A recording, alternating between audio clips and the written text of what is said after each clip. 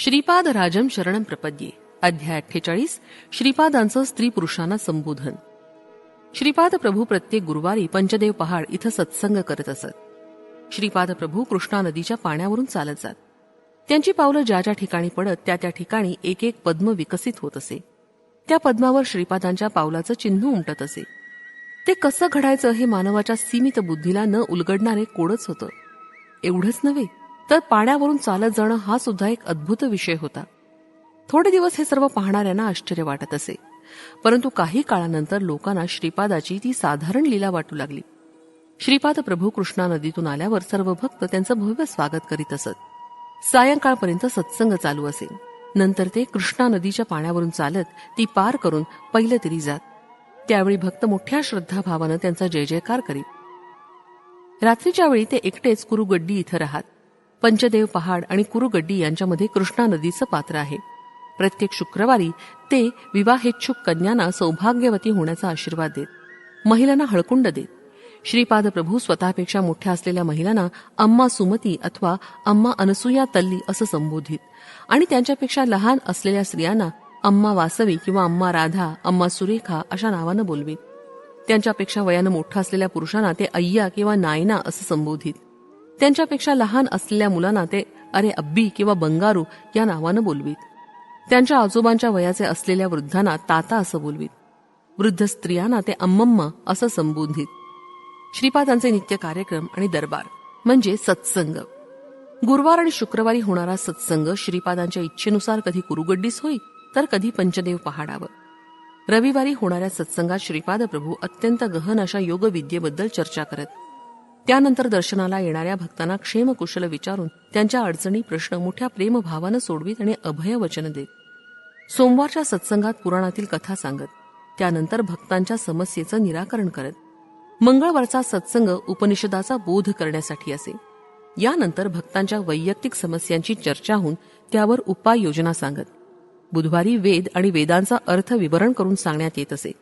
गुरुवारी गुरुतत्वाबद्दल विवेचन असे. यानंतर भक्तांच्या आधिव्याधी श्रीप्रभू मोठ्या शांतपणे ऐकून घेऊन त्यांचं निराकरण करण्याचा उपाय सांगत. या दिवशी विशेष स्वयंपाक करून सर्वांना पोटभर सुग्रास भोजन असे. या जेवणाचं वैशिष्ट्य असं की श्रीपाद प्रभू पंक्तीत स्वतः काही पदार्थ वाढत असत. काही भाग्यवंतांना त्यांच्या हातानं घास देत. त्यांच्याकडे अन्नधान्याचा किंवा धनाचा कधीच अभाव नसे. शुक्रवारच्या सत्संगात ते श्रीविद्येबद्दल बोध करीत आणि सर्वांना विधीपूर्वक हळकुंडाचा प्रसाद देत. शनिवारी शिवाराधना महात्म्याबद्दल बोध करीत. श्रीपाद प्रभूंचा सत्संग ज्यांना लाभला ते खरोखर धन्य होत. श्री प्रभूंचे भक्त भाजीपाला, ज्वारी, रागी वगैरे आपल्या शेतात पिकलेलं धान्य आणीत. दररोज भक्तांना अन्नदान असे, परंतु गुरुवारी विशेष स्वयंपाक केला जाईल. त्या दिवशी सर्व पदार्थांबरोबर एक पक्वान्न केलं जाईल. ते सर्व भक्तांना प्रसाद रूपानं वाटलं जात असे. श्रीपादांचं हृदय लोण्यासारखं अत्यंत मऊ होतं. त्यांना भक्तांची दुःख पाहावली जात नसत. त्यांच्या सत्संगात आलेला दुःखी श्रोता जाताना अत्यंत आनंदानं घरी जात असे. श्री दत्तात्रेयाच्या दत्त पुराणाचं पारायण करणाऱ्या भक्तांना श्रीपादांचा तत्काळ अनुग्रह होत असे. अशी ही श्रीप्रभूंची माया कोटी मातेच्या प्रेमापेक्षा अधिक असे. रात्रीच्या वेळी कुरुगड्डीस राहण्याची कोणासही परवानगी नसे, परंतु माझ्या बरोबर आलेल्या वृद्ध संन्याशास श्रीपाद प्रभूंनी राहण्याची संमती दिली. मला सुद्धा रात्री कुरुगड्डीस राहा असं श्रीपाद प्रभूंनी सांगितलं. दुसऱ्या दिवशी श्रीपाद प्रभूंनी त्या संन्याशास काशीस जाण्याचा आदेश दिला आणि अंतकाळपर्यंत तिथंच राहण्यास सांगितलं. स्वयंपाकाची भांडी घासणं, स्वयंपाक करणं, येणाऱ्या भक्तांची सर्व प्रकारे व्यवस्था ठेवणं ही माझी कामं होती. दरबारात कोणत्याही वेळी भक्त आल्यास त्याला जेवण मिळत असे. जे भक्त घरी जेवण करून आलेले असत त्यांना सुद्धा प्रसाद म्हणून भोजन घ्यावेच लागे.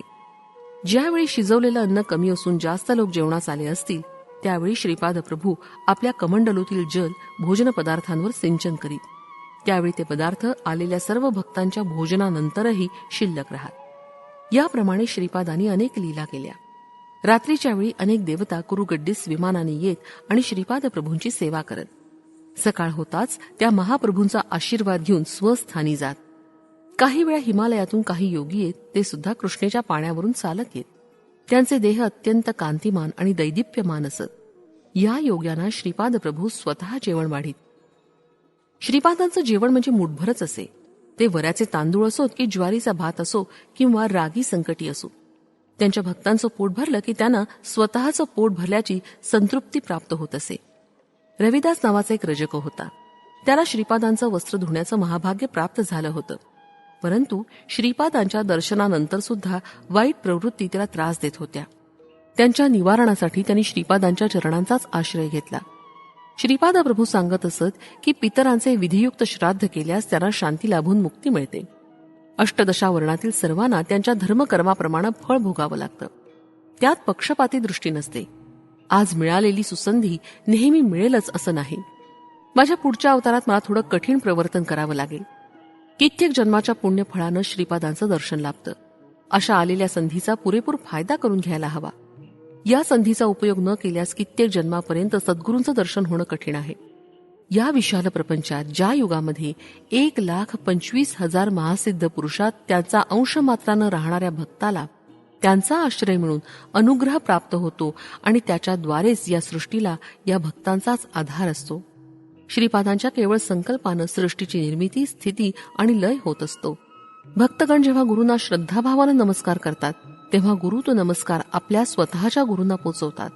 याप्रमाणे आपण आपल्या गुरूंना केलेला नमस्कार अनेक गुरूंना पोचतो. देवांना जरी आपणावर राग आला असला तरी गुरु त्या क्रोधापासून आपलं रक्षण करतात. प्रत्येक शिष्याला गुरूंचा आशीर्वाद लाभतो.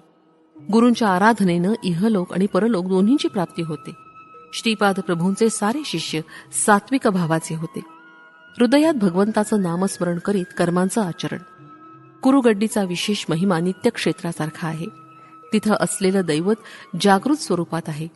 या क्षेत्रात अनेक देवता, महर्षी, महापुरुष वेश बदलून येऊन गुप्त रूपानं राहतात.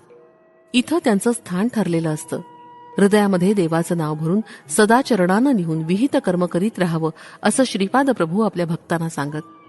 प्रत्येकाच्या धर्माप्रमाणे वर्तन करून त्या योगे पूर्वीच्या पापाचा क्षय करून त्यानंतर पुण्यकर्म करून त्याचा कर्ताभाव स्वतःकडे न घेतल्यास त्या कर्माचं शुभ फल प्राप्त होतं.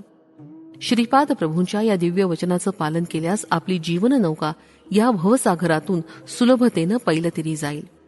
श्रीपाद श्री वल्लभांचा जय जयकार असो. फलश्रुती आर्त, अर्थार्थी, जिज्ञासू, मुमुक्षू यांना चारी पुरुषार्थ सिद्धीसाठी